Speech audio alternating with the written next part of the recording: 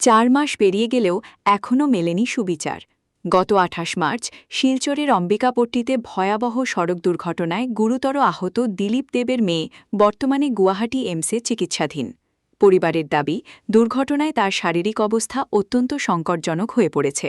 উন্নত চিকিৎসার জন্য তাকে দিল্লিতে নিয়ে যাওয়ারও চেষ্টা চলছে।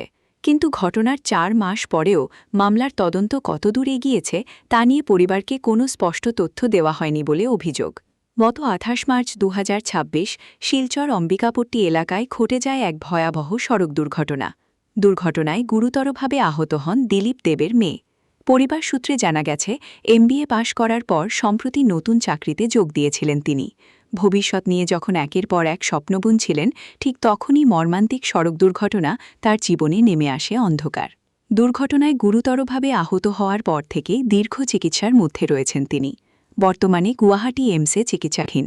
দুর্ঘটনার কারণে তিনি কার্যত সম্পূর্ণভাবে চলাফেরার ক্ষমতা হারিয়েছেন। উন্নত চিকিৎসার আশায় তাকে দিল্লিতে নিয়ে যাওয়ারও প্রস্তুতি চলছে।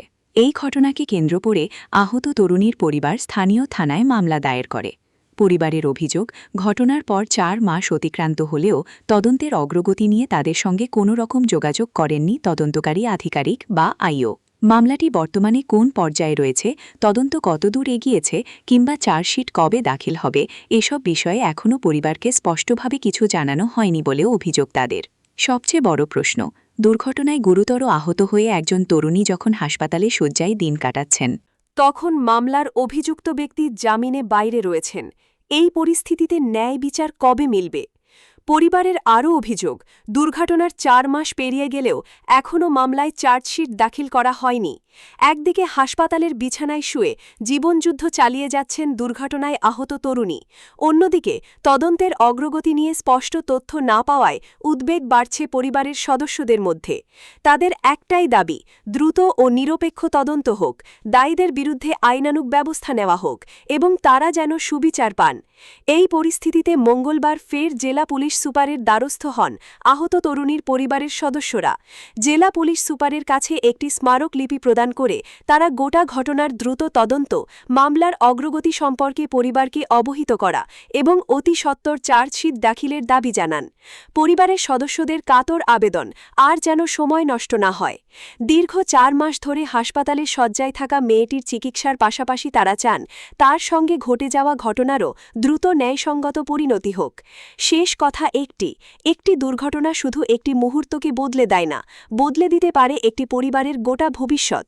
অম্বিকাপট্টির এই দুর্ঘটনায় গুরুতর আহত তরুণীর পরিবার এখন তাকিয়ে রয়েছে পুলিশের তদন্ত ও প্রশাসনের দ্রুত পদক্ষেপের দিকে। 4 মাস পরেও কেন চার্জশিট দাখিল হল না? তদন্তের অগ্রগতি নিয়েই বা পরিবারকে কেন জানানো হল না? এই প্রশ্নের উত্তরই এখন খুঁজছে দুর্ঘটনায় ক্ষতিগ্রস্ত পরিবার। আমাদের সুবিচার তো এখনো পাইনি। আমরা গত 28 মার্চের ঘটনা, 28 মার্চ থেকে আজকে পর্যন্ত 4 মাস হতে চললো, আমরা এখনো কিছু সদুত্তর পাইনি পুলিশ প্রশাসন থেকে। ভাতিজি পড়ে আছে এইমসে। এখন ও এখন দিল্লি যাওয়া আমরা প্রস্তুতি নিচ্ছি। ওকে 30 থেকে 40 লাখ টাকা প্রয়োজন দিল্লিতে নিয়ে নিয়ে যেতে, ট্রিটমেন্ট করানোর জন্য। এই টাকাটা কোথা থেকে আসবে, এটা আমরা খুব অসহায় বোধ করছি। সবার কাছে আমরা প্রার্থনা করছি যাতে এই ব্যাপারে একটা আমাদের পাশে এসে দাঁড়ায় এবং আমরা সুবিচার পাই। হ্যাঁ, এখনো চার্জশিট আমরা এখনো পাইনি। এখন আমরা অম্বিকাপট্টিতে একটা ভয়ঙ্কর ঘটনা ঘটে। দিলীপ দেব উনার মেয়েকে একটা গাড়ি দিয়ে ধাক্কা মারা হয় জুড়ে, এবং সেই ঘটনায় মেয়েটি ভীষণভাবে আঘাতপ্রাপ্ত হয়ে গুয়াহাটি এইমসে এবং বর্তমানে দিল্লিতে যাচ্ছে ওর ট্রিটমেন্টের জন্য। পুরো পঙ্গু হয়ে গেছে মেয়েটা। আমি যতদূর জানি মেয়েটা এমবিএ পাস করার পর নতুন নতুন চাকরি পেয়েছে। তো সেই পরিপ্রেক্ষিতে মেয়েটির জেঠু উনি একটা এফআইআর দায়ের করেছিলেন শিলচর থানায়, এবং ইনভেস্টিগেশন শুরু হওয়ার পর যে আইও ছিলেন, তদানীন্তন আইও এই ব্যাপারটার বিষয়ে পুরো ইনভেস্টিগেশন করে আরেকটা এফআইআর দেন।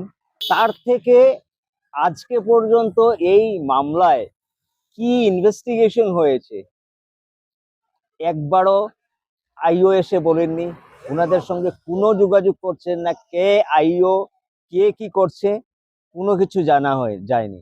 মেয়েটি এই অবস্থায় পড়ে আছে হসপিটালে। যে এই ঘটনা করলো ও জামিনে চলে গেল। এফআইআর এর ডেট থেকে বিএনএসএস বলছে, বিএনএসএস এর 193 সাবসেকশন 3 বলছে 4 মাসের মধ্যে চার্জশিট দাখিল করতে হয়, কিন্তু আজকে পর্যন্ত চার্জশিট দাখিল করা হলো না। বিএনএসএস এর সেকশন 193 সাবসেকশন 3 বলছে যে আইওকে ইনফরমেন্ট অর্থাৎ মেয়েটির যে জেঠু যে কেসটা করেছিলেন ওনাকে জানাতে হবে এখন পর্যন্ত কি কি সংগ্রহ করেছেন ওরা, এভিডেন্স কি কি সংগ্রহ করেছেন, কিভাবে চার্জশিট দেবেন, সবকিছু জানাতে হয়। কিন্তু না আজ পর্যন্ত কোনো যোগাযোগ করা হয়েছে। বারবার ওনারা যাচ্ছেন পুলিশ প্রশাসনের কাছে, নেতা মন্ত্রীদের কাছে, কিন্তু কোনোভাবেই ওনাদেরকে শোনা হচ্ছে না। আর একটা মেমোরেন্ডাম দাখিল করলেন, কিন্তু সেই মেমোরেন্ডাম দাখিল করার পর সময় এসপি কাউকে ডেকে বললেন যে চার্জশিট ফাইল করতে, কিন্তু চার্জশিট ফাইল হয়েছে হয়নি, কেন হয়নি, কি হয়েছে investigation, nothing has been conveyed to informant. যদিও আইনের হিসাবে এটা কর্তব্য পুলিশের, তো কি হচ্ছেটা কি? আমাদের শহরে এত বড় একটা ঘটনা ঘটে গেল, এটার ইনভেস্টিগেশন হচ্ছে আদৌ না হচ্ছে না, আমাদের শহরের মেয়েরা এইভাবে অসুরক্ষিত থাকবে? তাহলে পুলিশ প্রশাসন করছেটা কি? পুলিশ প্রশাসন, জেনারেল অ্যাডমিনিস্ট্রেশন করছেটা কি? পুলিশ প্রশাসনও জেনে রাখুক যে এইভাবে যদি এই পরিবারকে হেনস্থা করা হয়।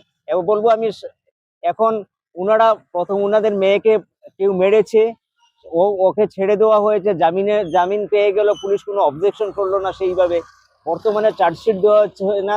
এই ধরনের যদি চলতে থাকে আমরা বাধ্য হব আদালতের কড়া নাড়তে, এবং তার জন্য যদি পুলিশ প্রশাসনকে দায়ী করতে হয়, জেলা অ্যাডমিনিস্ট্রেশনকে দায়ী করতে হয়, আমরা করব।